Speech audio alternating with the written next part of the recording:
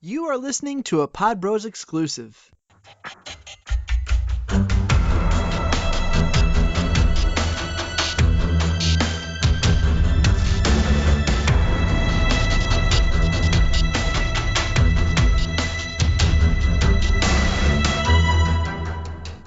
Hey now, everybody. Welcome back to a brand new episode of Take Aim Outdoor Podcast. And as always, I'm your host, Brandon Hammonds, and excited for today's show. It's that time of year. It's spring. We're going to talk some turkeys, and we're going to talk turkeys with one of the guys and a fellow podcaster that is known for turkey hunting, Andy Galliano. How you doing, Andy? I'm well, Brandon. How are you today? Not bad. I'm excited to have you on the show, and I know you're probably one of the most accomplished turkey hunters I know, so I'm glad that you're going to drop some turkey knowledge on us. Well, you don't know very many turkey hunters then if I'm one of the most accomplished. Well, I know myself, and I know you've done more than I have, so. Well, I appreciate you inviting me to come on the show. It's an honor, and I have enjoyed listening to you for a while, so I appreciate the invite. And yeah, man, I'm always happy to talk turkey. Absolutely. Well, I appreciate that. And I know, Andy, for those of us that don't know you, or some of the listeners, I should say, tell us a little bit about yourself and turkey hunting and your show, the Turkey Hunter Podcast. Yeah. Well, I am from Birmingham, Alabama, and other than 5 glorious years spent in Tuscaloosa, Alabama, at the University of Alabama, Birmingham has always been my home. And the reason I even bring up the glorious years in Tuscaloosa going to school at the University of Alabama is because that is when I was turned on to turkey hunting. And any other animals that I hunt and have hunted in my lifetime, I learned how to hunt from my dad. But during the springtime, my dad was busy working. He owned a nursery and garden center.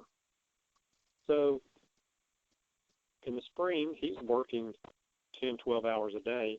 And on the weekends, that's the very, very busy time for that industry. And so we never turkey hunted growing up. When I went off to college, I had a couple of running buddies down there that were getting into it, and they introduced me to it. And, I wasn't just absolutely, to use the southern phrase, eat up with it at that point in time. I killed, I think, 3 turkeys while I was in college. And towards the end of my years in college, I got pretty focused on getting out of school. I hated being poor. And I still hate being poor. That hasn't changed. So when I got out of school, started working, and one day I said, well, tomorrow morning I'm going to go turkey hunting. So I found a piece of public land that was about 45 minutes from Birmingham. And the next morning I woke up, drove down there, started walking around on the National Forest land, and surprisingly, I got a turkey to respond. And I called that turkey in. The turkey came running in to about 20 yards. I mean, literally running. Came in running about 20 yards, and that's where I sealed the deal. And that is when I got spurred by the turkey bird. Not in the literal sense, but that's where it got in my blood. And from that time on, I have been just rabid about it. And it is my one true passion that I do. It is why I get up and go to work in June, July, August, and all the rest of the months that aren't turkey season, bright and early, and do all the things that I do during the day so that I can spend some time in the woods in the spring chasing turkeys. And I've been hunting turkeys pretty hard since that time. That was about 20 some odd years ago that that happened, and I've been hunting turkeys pretty hard, but pretty much everything that I learned about turkey hunting, I learned the hard way. And when I say the hard way, there was no internet at that point in time. Well, I can't say that. The internet was just really coming around, and you had dial up, and it took about 4.5 days to download a web page on your computer screen. So, there was not really any information out there about turkey hunting. So I learned how to turkey hunt from the turkeys. And I got to thinking, as I was going through that period of time, that, or I should say now I look back on that period of time, and I think back on all the turkeys that I messed up, that I should have killed, and I did something dumb and did not kill them. But every one of those experiences put a little note in my memory bank, and I tried not to repeat that mistake again going forward. And so just, probably, I'd say 10 years into my turkey hunting, something clicked, and I started having a lot more success.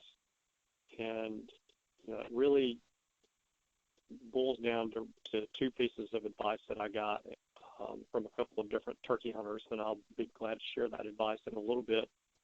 But when things started to click for me, I started enjoying it even more.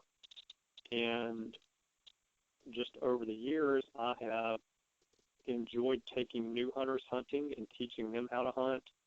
And then when this podcasting thing when it really started blowing up the second time around, I started the Turkey Hunter podcast as a way to teach others some tips and tactics and strategies that have worked for me, but also to get some pros on the show and let them share their knowledge of what works for them as well, and use that as a way to educate others.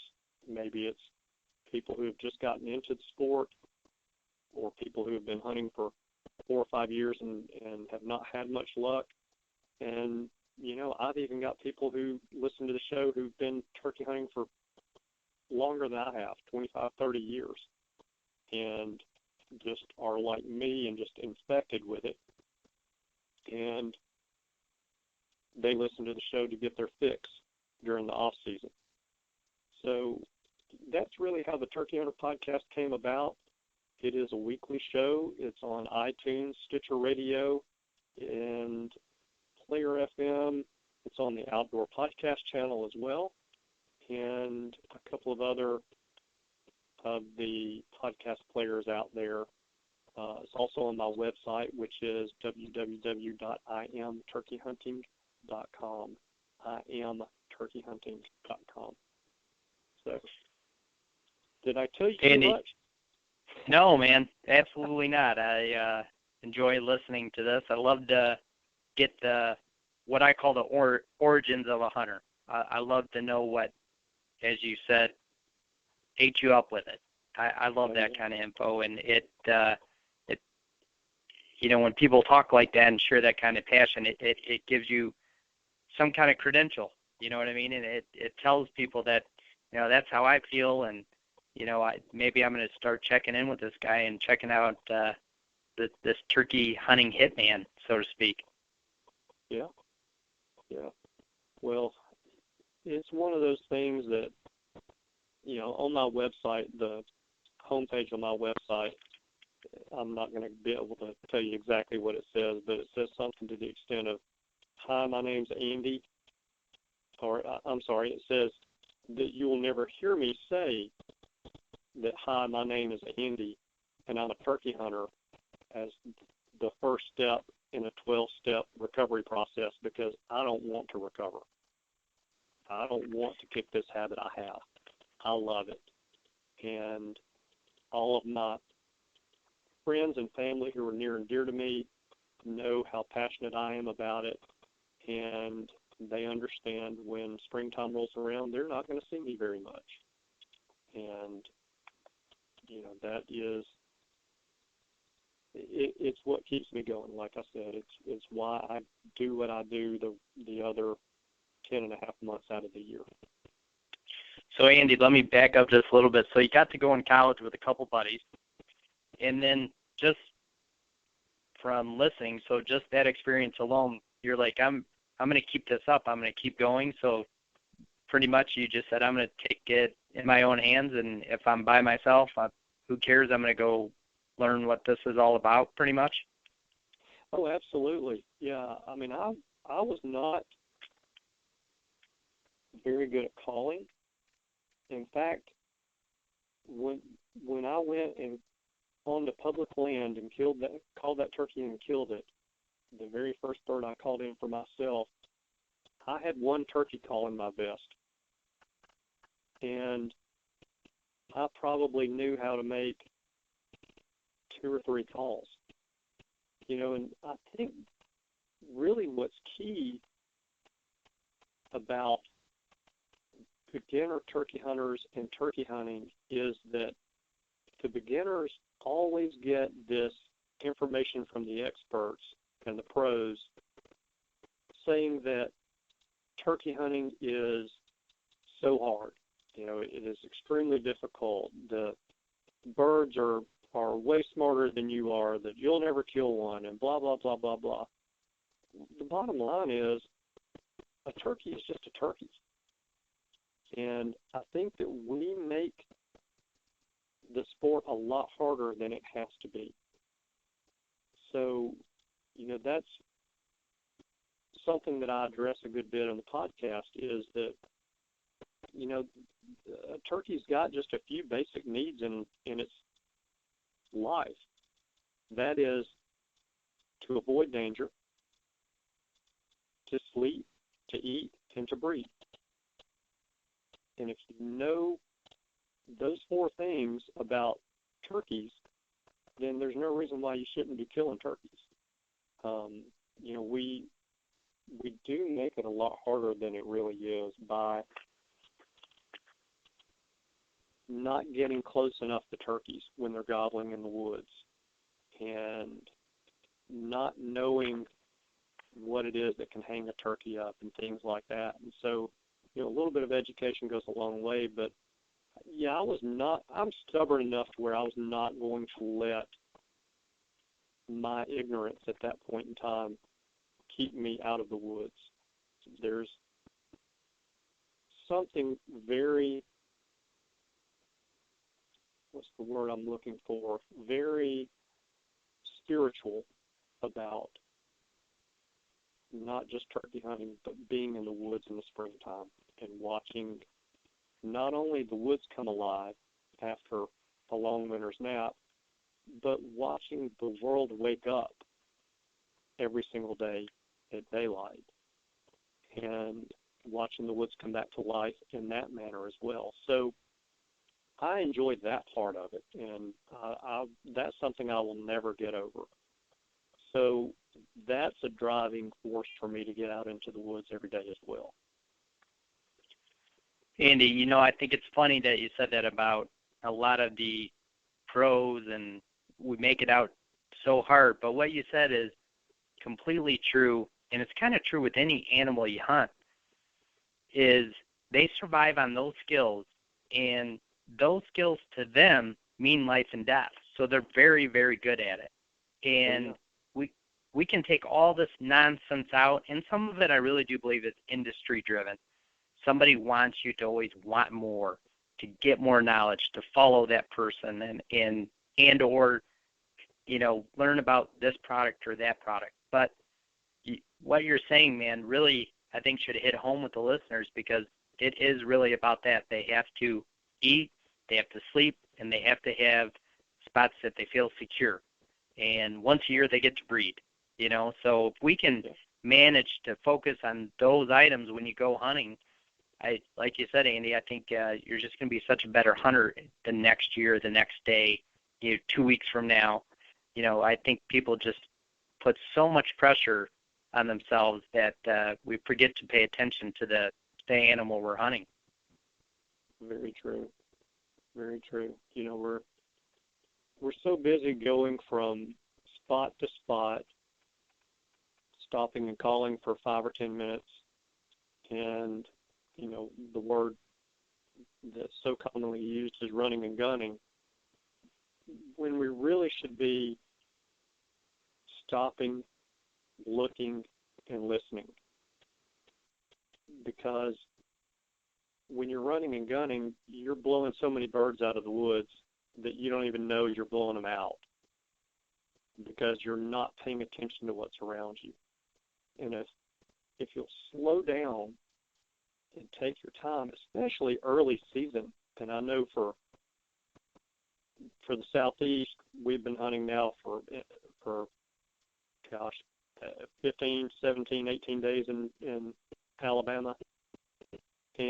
But for most of the country, north of the Mason-Dixon line, they haven't even started. You guys have not even started hunting. So it'll be early season for you when it does open.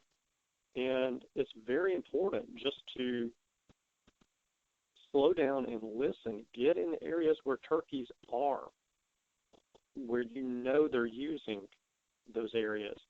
And just slow down and use your ears, use your eyes, take your binoculars with you. That, to me, is a very important tool when I go into the woods turkey hunting. If I go without my binoculars, I feel naked, just like I would feel if I didn't have my shotgun. Because I use those binoculars not only to glass fields, but to, when I'm walking down a road, I'll get along the edge of the road. You will rarely ever see me walk down the middle of a woods road. I don't care if it's deer season or turkey season. I'll get up against that woods line, and I will walk the edge of that woods line in the road. And when I get to a curve in the road, I'll either crouch down, or if the foliage along the curve in that road will allow me to do it, I'll stand up. But I will take my binoculars, and the first thing that'll come around that curve in the road is my head and my eyeballs. And I'm peeking around the curve in that road, and I'm looking for turkeys. And you'd be amazed at the number of turkeys that I have killed by doing that. People think, well, a turkey's eyesight is so good I'm never going to be able to see a turkey before it'll see me. You'll be shocked at how many turkeys you'll see before they ever see you, if you'll slow down and stop and look and listen. It's more like crawling it and gunning instead of running and gunning. Yeah. And now, I say that, and I do run and gun, and I will go from spot to spot to spot. But in the early season, I'm not going to do that, because most of the time the toms or the gobblers are henned up and they've got girls with them, and they're not very likely to respond to a call. Now, later in the season, I will cover more ground, because as the season starts to wind down and the hens are nesting, there are days when a gobbler's just really not even in a mood to gobble. And so, if you are only covering 300 yards in a 2 or 3 hour hunt on those days, you haven't even gotten out of the range of one bird. And if that's the bird that's not in the mood to gobble that day, well, you're not going to hear any gobbling.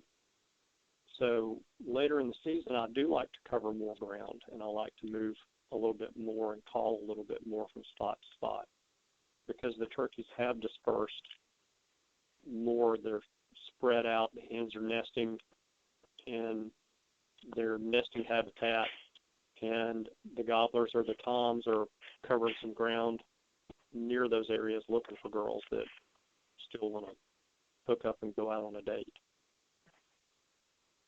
Right. No, I agree with you, Andy. I find it funny. We've been talking the past couple of days, and I told you I really like to run and gun, and when I said that, I kind of do what you do. I like to just keep moving, and I'll sit as long as I can sit, but I do like to switch up spots quite a bit. But I've learned just from the years of turkey hunting, I do really, really take my time. And lots of times, just like you said, I'll get to the edge of a field, and you would never have a clue birds are there because they didn't gobble, they didn't let you know they're there. But because I was, still in stealth mode, I wasn't hurrying, I wasn't cracking branches. I've been able to put myself in position quite a bit that way, and have been able to successfully call those birds in. So just very good tips right there for sure. Oh yeah, and that's the thing. What you said, not breaking branches, walking through the woods as quietly as you can, and you don't have to be so slow and so deliberate as if you were stalking while you're deer hunting. But let me go one step further with that. The reason being is because turkeys rarely are just going to lay down in the woods like a deer is. So a deer's laying there, and any sound it hears, it's turning around and it's looking and it's smelling and it's listening and it's trying to figure out if that's danger or not. A turkey, when it's on the ground, is walking, it's scratching in the leaves, it's looking for food, it's looking for a girlfriend, it's looking for a boyfriend, whatever. The turkey is almost constantly moving, almost constantly making noise, so you can get away with making some noise that way. So you don't have to be as deliberate, but you don't want to sound like a bull in a china shop, breaking every branch that you step on. Because, a hen turkey may weigh 12, 15 pounds. 15 pounds would be a huge hen turkey, so 10 to 13 pounds or so. They don't break very many branches when they walk in the woods. And I think that turkeys relate that sound of a breaking branch to danger, to an extent. So, Preston Pittman, who is a very well-known turkey hunter, turkey call maker, and also has his own brand of camouflage, told me on an episode that one piece of advice that he got in his early years of turkey hunting that really paid off for him was to see with your ears.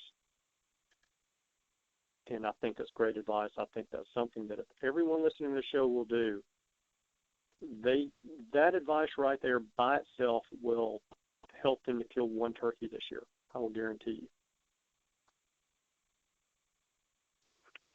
Yeah, that is great advice. I know that short story, I'll try to make it quick, Andy, but I was on a bird once that, I heard him gobble. I kind of cut the distance on him. I set up, and for whatever reason, I just sat at the wrong angle. You know how sometimes you can hear a gobble and you're just like, where'd it come from? No, so it was just one of those situations. Long story short, I called this bird in, not kidding you, to a fallen tree branch connected to the tree that I was sitting my back in. And this bird hopped up on that tree branch, but I was listening and I knew that bird was coming in. I could kind of hear him spitting and drumming, and I never moved, didn't spook him. Barely out of the corner of my eye, I could make out that he had jumped on the branch. It was literally, I could have touched him with my arm. Long story short, a week later, because I didn't spook him, I ended up killing that same bird. So if it wasn't because I was just paying attention, just like you said, kind of listening with those ears and trying to see what's out there with your ears, I would have easily moved, spooked that bird if I wasn't just conscious on the sounds in the environment. Yeah. So many toms in the early spring when they have hens with them, they will not gobble. But you can hear them spitting and drumming in the woods, and you can hear that at 75 or 80 yards. And there have been plenty of times when because I'll move slowly and deliberately through the woods, and I'm listening as I'm walking. I'll hear that off in the distance. And at that point in time, I'm going to sit down pretty close to where I am, and I'm going to get ready and start calling. If he's got hens with him, there's a pretty good chance he's not going to come in, that the hen may take him off the other direction. But if he's by himself, he's going to fall all over himself to come to you. So that drumming sound, tune your ears in to listen for that. And if the listeners to this show will do that, that'll help them, especially early in the season when the birds are henned up. That'll help them a lot as well. So yeah, your story is a fantastic example. I've got one. I've got so many of them like this, but I'll share this one with you. My hunting buddies from college and I are on a mission to kill a turkey in every state that has turkeys. And there are a lot of guys who are tackling that mission and doing it over a 5 or 6 year period of time. Well, my friends have young kids, and they can't, and we all have jobs, and they can't take off for 3 or 4 weeks at a time to travel to 6 or 8 or 10 different states in a year. So we'll do an out-of-state hunt in 1, 2, or 3 states a year. And so this particular year, we were in Kentucky. And I think there were 6 of us on this hunt. And I was the last one who had not killed. And so when you're the last hunter out of 6 in your group who has not fired a shot at a bird, the pressure is on you.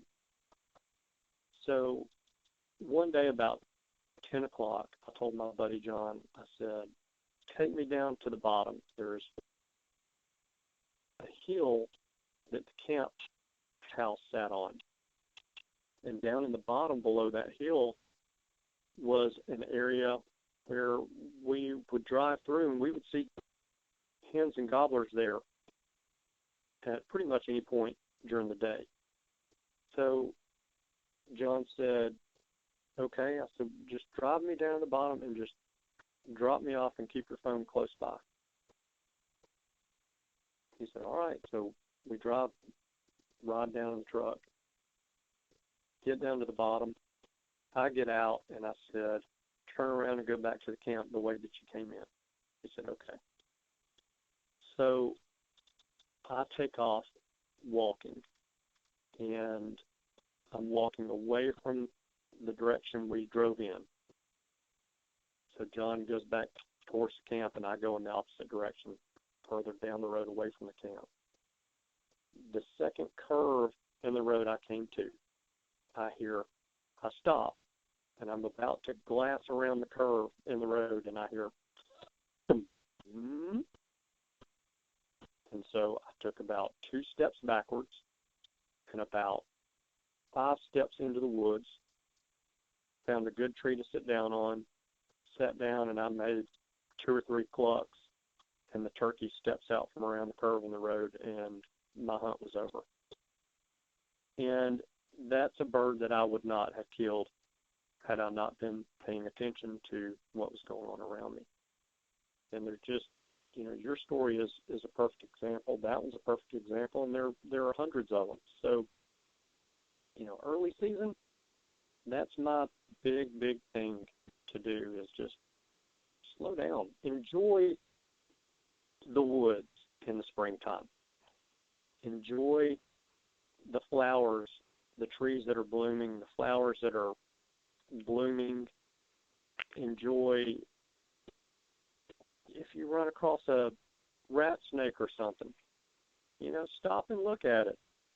You never know what you may see. You may just eaten a rat and have a big old lump in his belly. I mean, you just don't ever know. So just slow down, enjoy the woods, and enjoy the hunt when it's early, and save all that running and gunning for late in the season. I agree with you, Andy. I know that excuse me, I was going to ask you a couple questions about a different topic, but I would, before we end, Andy, today, I would like to just carry on with kind of your history of, you mentioned Kentucky, but give everybody kind of the rundown of how many states and places you've been for turkeys now. Oh, yeah, I'll be happy to. I have to look at the list to know exactly, but I think, at 18 or 20 states so far that I have killed in. And there is only one state that I have been to on a hunt that I did not kill when I was there. I'm sure that there will be more as we go along, but fortunately, the states that we've hit, I have been blessed enough to take a turkey in, except for one, and that state is North Carolina, and it's not because we didn't have opportunities. There were plenty of birds, but we had some just terrible weather while we were there. Had a cold front come through the night that I arrived, and we had 30-mile-an-hour winds the first day, 15 to 20-mile-an-hour winds the second day, and the third day I hunted that morning and had to get on a plane to go home. So there are a lot of factors that come in on hunts like that when you're not hunting an area that you're used to. But so I'm at 18 or 20 states. We're going to hit 3 states this year. We're going to go to Virginia, West Virginia, and Maryland. My buddy John, I was telling you about, lives in Virginia, so we're going to hunt his farm there. He's got a farmer who farms his farm, who lives in who lives in Maryland, and he has lined us up a few farms to hunt in Maryland as well. And we're going with an outfitter in West Virginia. And so I'm looking forward to that trip. I always look forward to that trip every year.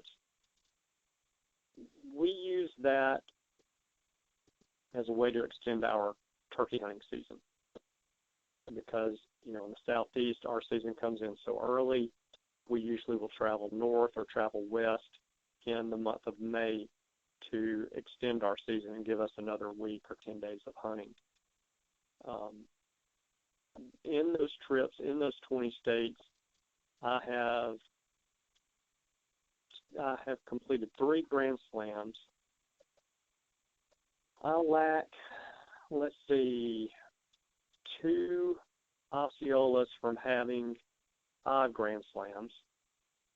And I went to the Durango Mountains in Mexico about 5 or 6 years ago and killed 2 Gould's turkeys there. The only one that I haven't gotten is ocellated in the Campeche area in Mexico. And it's on the bucket list. It'll be something I tackle down the line. I would prefer to go down there for the ocellated turkey, to hunt them when there's been a better method of calling the turkey in, whereas now you go down there to hunt a ocellated turkey, and you either shoot them off the roost, or you sit in a blind and wait on them to walk by you. And I'm a threat. If I sit in a blind for too long, I'm a threat to turn the gun on myself, so I don't want my wife to have to deal with getting me back from Mexico with a gunshot wound. So I'm going to hold off on that just a little bit. I don't blame you. That's not, doesn't seem the most exciting way to hunt turkey. It's not what you think of when you turkey hunt. I'll put it that way, and it's hard to wrap your mind around a different method. You're right. It is. And there are a lot of hunters out there who do right at daylight. They'll go sit in a blind, and they'll sit there for 3 or 4 hours, and they'll get out and go to a different blind and sit there for 3 or 4 hours and do that all day long. And they kill turkeys. they kill a lot of turkeys, but I can't do that. I like to be out and moving around, even if it is very slowly. I like to be out and moving around. And yeah, that's rough, very rough for somebody like me. Andy, you've been pretty much everywhere. Is there, a spot or a subspecies that you kind of just prefer to hunt maybe more than the other? Oh man, that's a great question. Yeah, the Osceola turkey is very special. That bird to me there's a mystique about it. If the eastern wild turkey has a master's degree in woodsmanship, then the Osceola turkey has a doctorate in woodsmanship. They are so wary and so wild, it makes them extremely challenging to hunt. They love the big, wide open cow pastures. That adds a very unique challenge to the hunt as well. They don't really gobble all day long like a couple of the other subspecies of turkeys, so that makes it challenging as well. And then you just got the whole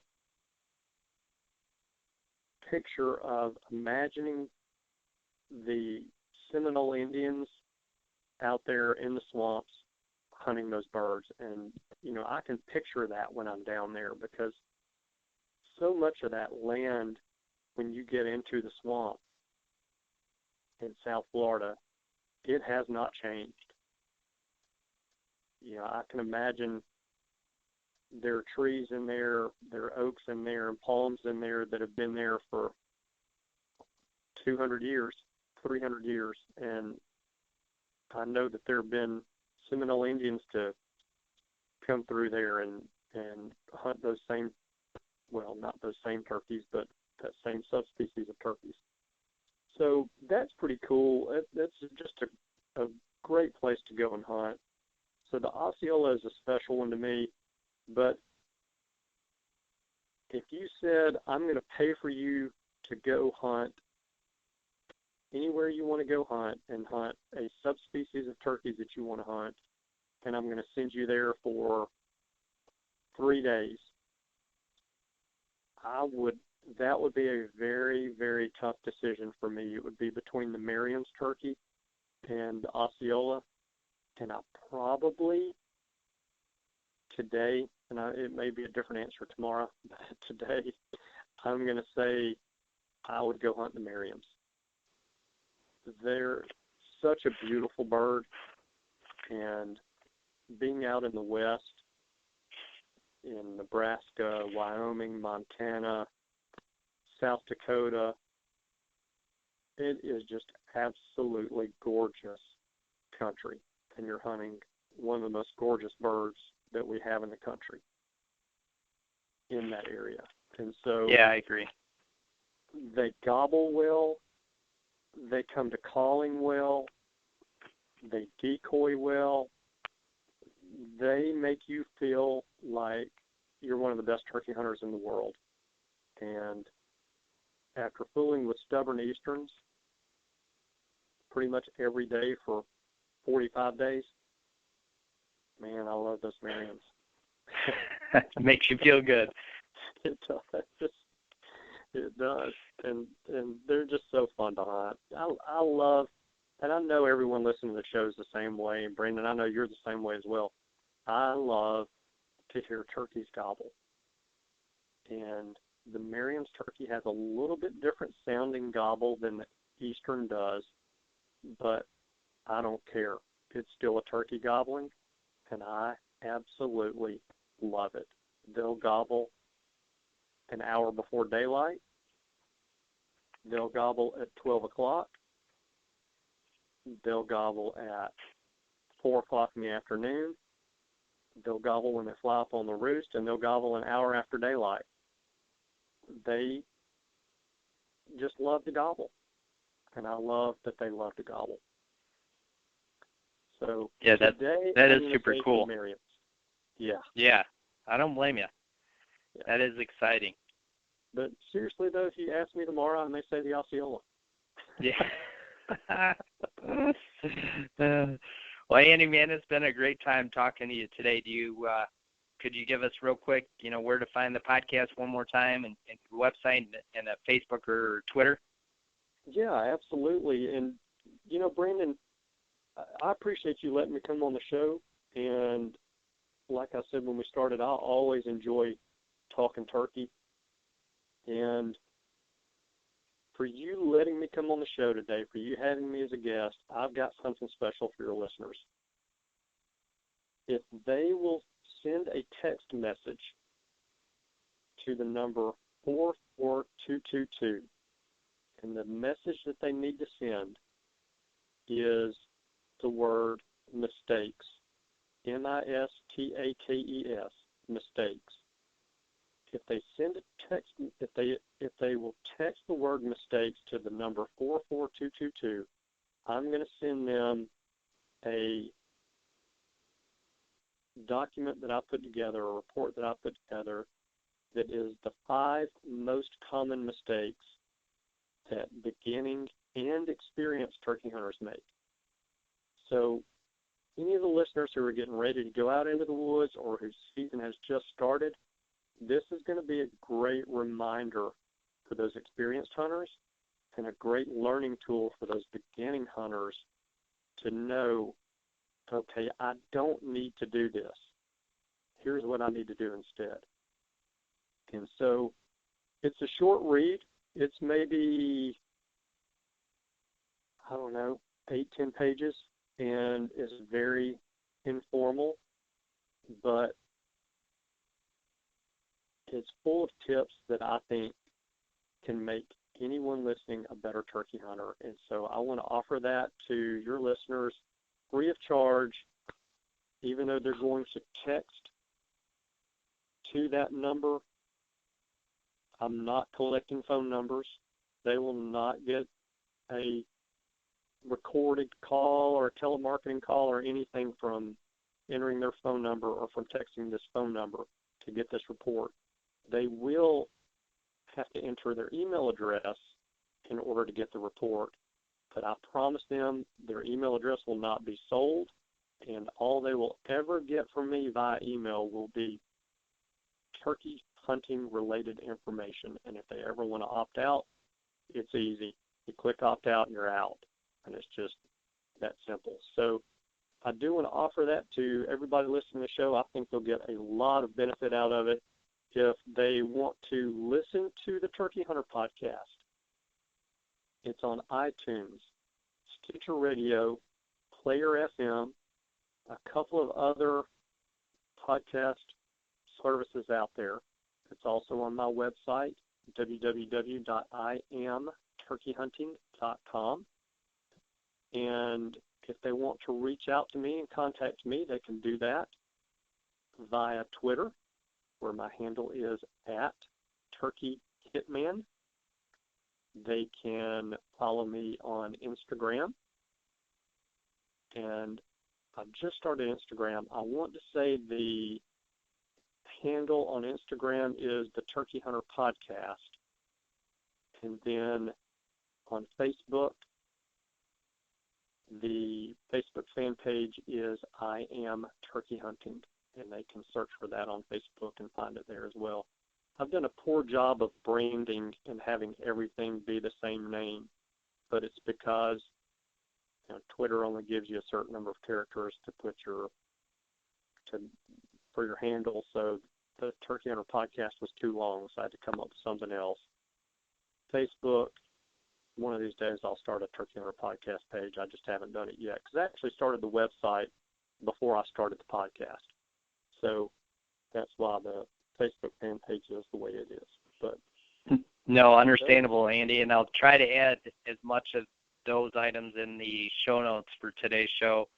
And a huge thanks, Andy, for giving that out to the listeners, and I hope many people take advantage of it. It's awesome to to get something free, which is unheard of, and it's also awesome to benefit from that. And you guys are going to be educated and hopefully shoot turkeys with the knowledge Andy has. So thanks so much, Andy, again, and I can't wait to do another show with you down the road sometime.